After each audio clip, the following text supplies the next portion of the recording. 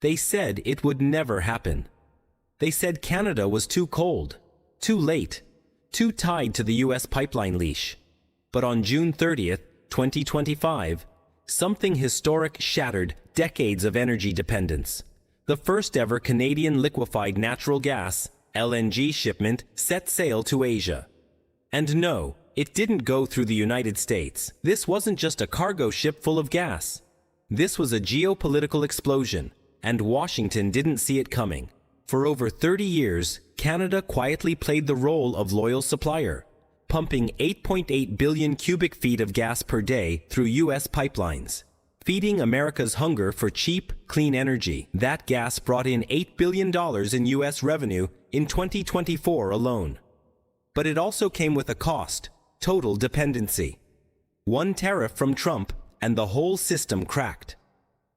On March 4th, 2025, the Trump administration, locked in a cold-blooded economic face-off, delivered a blow.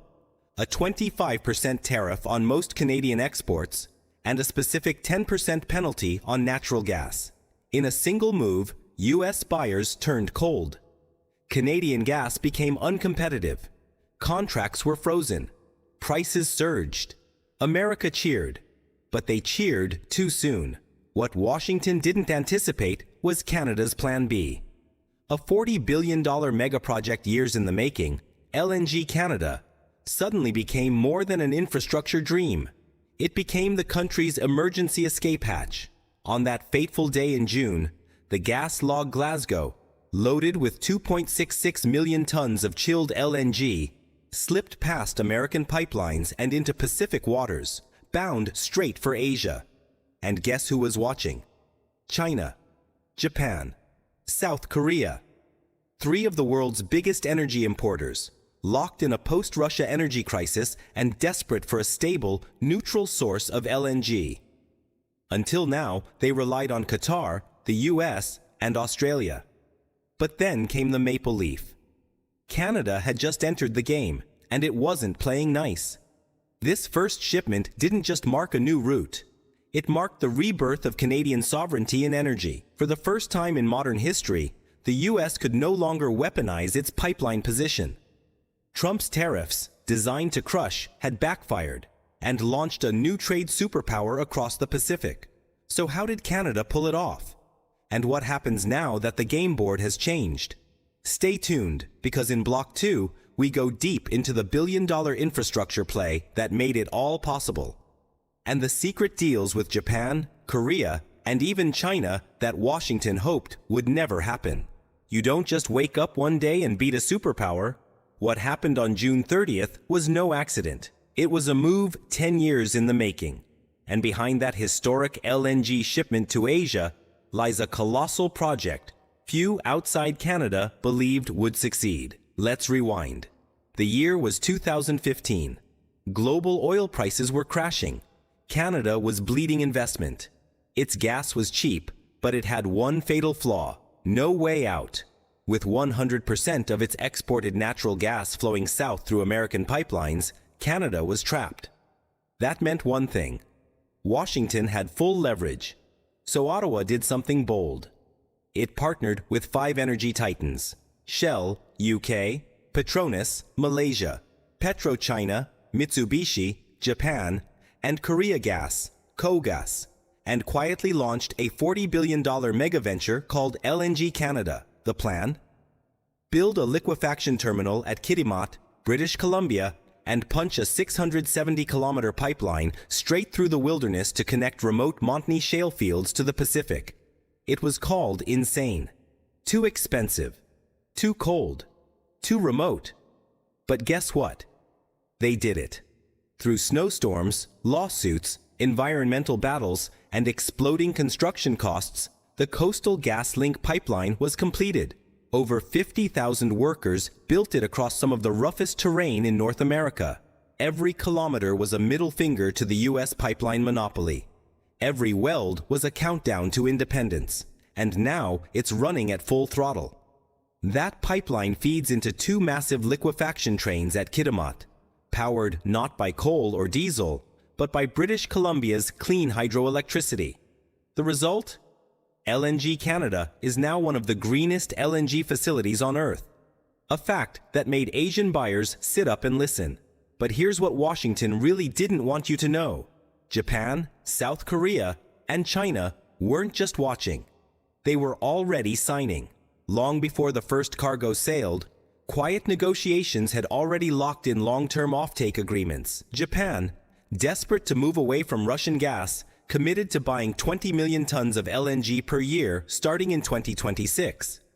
South Korea, aiming to expand its LNG storage capacity by 50%, gave Canadian contracts top priority. And China? It inked deals through intermediaries, avoiding headlines but not hiding its intent. For these nations, the math was simple: cheaper than US gas, cleaner than coal, and politically neutral. No American tariffs, no Qatar embargoes, no Russian pressure. Just pure Canadian energy, fast, clean, and reliable. Even more shocking, the route to Asia was half as long. Shipping from Kitimat to Yokohama takes just 10 days. Compare that to the 20-day journey from US Gulf ports through the Panama Canal. That's not just faster, that's tens of millions saved per shipment. And here's where it gets personal for Washington. The more Canada ships east, the less it needs to send south. Already, American buyers are panicking. US gas prices have surged. Importers are scrambling. Canada, once dependent, is now dictating terms. And while Trump's tariffs were meant to punish, they accidentally pushed Canada into Asia's arms and cut America out of the game. But don't think it ends here, because LNG Canada isn't stopping at one terminal. Shell and its partners are already preparing for Phase 2, doubling capacity to 28 million tons per year, putting Canada in direct competition with global giants like Qatar, Australia, and even the United States. And guess what? Asian buyers are ready. They want more. They want cleaner. They want stable. And Canada, once laughed off as a cold, landlocked player, now controls one of the hottest energy supply chains on Earth. But that raises one burning question. Will Washington fight back? We reveal how Trump's next move could spark a full-blown trade war, what Phase 2 means for the global LNG market, and how Canada's Indigenous partnership model might just rewrite the rules of global energy forever. It started with one ship. It might end with a seismic shift in global power. When the gas log Glasgow quietly pulled out of Kitimat on June 30th, loaded with 2.66 million tons of chilled Canadian LNG, few in Washington paid attention. But within days, phones were ringing off the hook in DC, and not from allies. They were from oil executives, pipeline lobbyists, and furious trade officials. We just lost control of the Northern Corridor. That's what a senior aide reportedly told a Senate Energy Committee staffer just hours after the shipment made global news. And it wasn't just about energy, it was about influence. For decades, the US used its energy infrastructure to dominate Canada's gas flow. By controlling the pipelines, it controlled the leverage. That leverage was used in trade talks, in tariff threats, and in shaping cross-border deals. Now, gone. LNG Canada's new maritime route effectively bypasses America. No Panama Canal tolls, no Trump tariffs, no DC interference. And that's when Washington woke up. By mid-July, trade insiders leaked that the Trump administration was considering a Phase 2 tariff escalation. This time, not just on Canadian exports to the US, but on LNG-related tech components supplied by American firms to Canadian liquefaction sites. A targeted strike. A warning shot. Why? Because Phase 2 of LNG Canada is now real, and it's massive. Shell, Petronas, Mitsubishi, Kogas, and PetroChina have greenlit final feasibility studies for doubling capacity to 28 million tons per year. That would catapult Canada into the global top 5, directly threatening US LNG exports, especially to Asia. What makes this more than economics is timing. As global sanctions intensify against Russian gas and Middle Eastern supply routes remain vulnerable, Asia is in desperate need of politically neutral, environmentally clean LNG. Canada checks every box, and Trump knows it. That's why US trade hawks are now lobbying for a national security review of LNG exports, a rarely used mechanism that could be aimed at Canadian infrastructure, claiming indirect risks to US energy stability. It's legal jujitsu. But it could work, unless Canada beats them to the punch. And that's exactly what Ottawa is planning. Behind the scenes, Prime Minister Justin Trudeau's cabinet, backed by former Bank of Canada Governor and Energy Advisor Mark Carney, is preparing a counter-tariff strategy. It involves deepening partnerships with Japan and South Korea, fast-tracking Canadian LNG ports on the East Coast, aimed at Europe, and issuing export guarantees through federal financing arms. But Canada's most powerful weapon? Its Indigenous alliance. Unlike many mega-projects that bulldoze over communities, LNG Canada was built with them. Over $5.8 billion in contracts have been signed with local businesses and the Haisla Nation. The community holds equity stakes in the pipeline.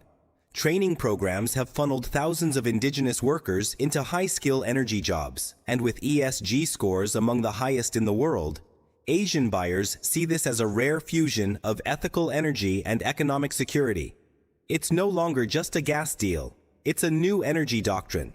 But the question remains, can Canada sustain it? Phase 2 will demand tens of billions in new capital. Construction in northern British Columbia's frozen terrain costs 50% more than along the US Gulf. Environmental watchdogs are preparing lawsuits. Carbon tax debates are heating up again. And public opinion remains divided. Yet the tide is turning. Canadian LNG vessels are now being tracked by global commodity traders. Asian buyers are locking in 10-year contracts. Europe is quietly watching, ready to follow if East Coast terminals are approved. And for the first time in modern history, Canada is in the driver's seat. Meanwhile, the US is facing blowback. American importers are angry.